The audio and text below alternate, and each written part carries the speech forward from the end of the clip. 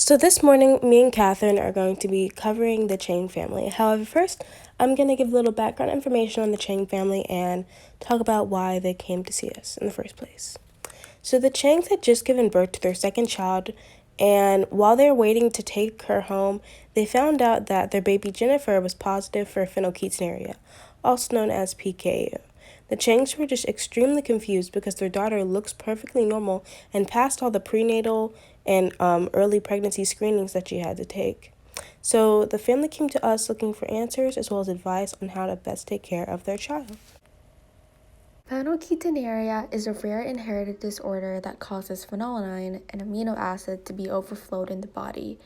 The disorder is caused by mutations to both alleles of the genes for phenylalanine hydroxylase, which is found on chromosome 12.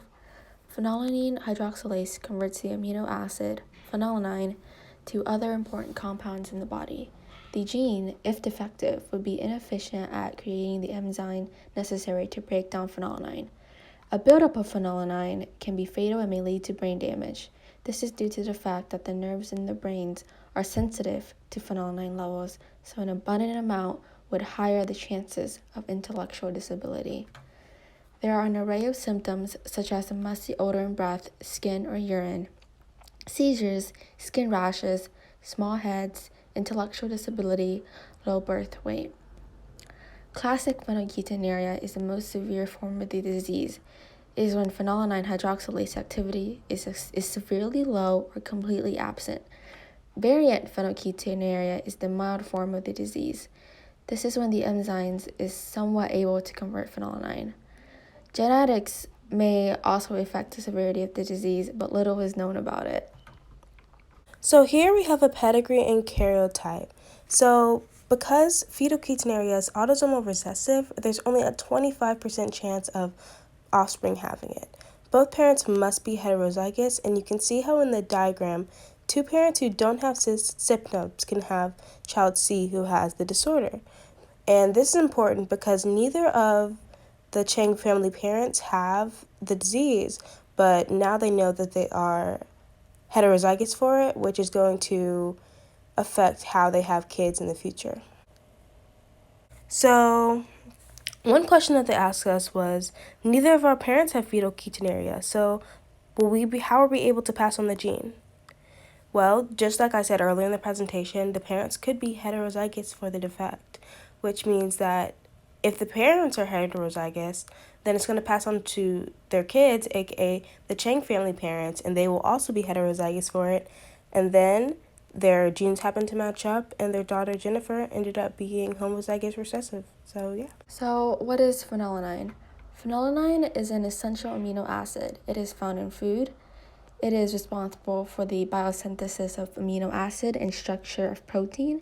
In normal circumstances, phenylalanine is converted into tyrosine using the biosynthesis of dopamine and norepinephrine, neurotransmitters. It comes in two forms. The L form is in proteins, while the D form acts as a painkiller. It does this by blocking enzymes from breaking down endorphins and enkephalins. Will all of the kids suffer from this?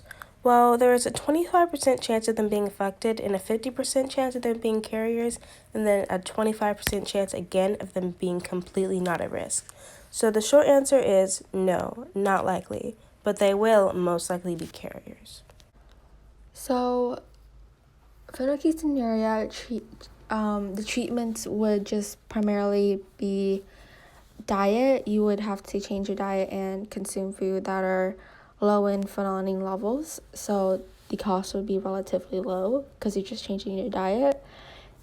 Sapropterin may help lower phenylalanine levels, but is only effective in children in mild cases of phenylketonuria. So if that applies to you, you can take sapropterin, but insurance should cover it. So treatments include, like stated before, following a diet that limits the consumption of phenylalanine. So that would be eggs, cheese, nuts, milk, bean, chicken, beef, pork, fish. Those are all food that are high in phenylalanine levels. And as for children, they can drink a special phenylketonuria formula. and sapropterin may help lower phenylalanine levels, but again, it's only effective in children in mild cases. Mothers carrying a child that may be susceptible to phenylalanine need to follow the special dietary guidelines so that their baby won't be exposed to high levels of phenylalanine. Phenylketonuria isn't visibly seen, so tests need to be done to diagnose a patient.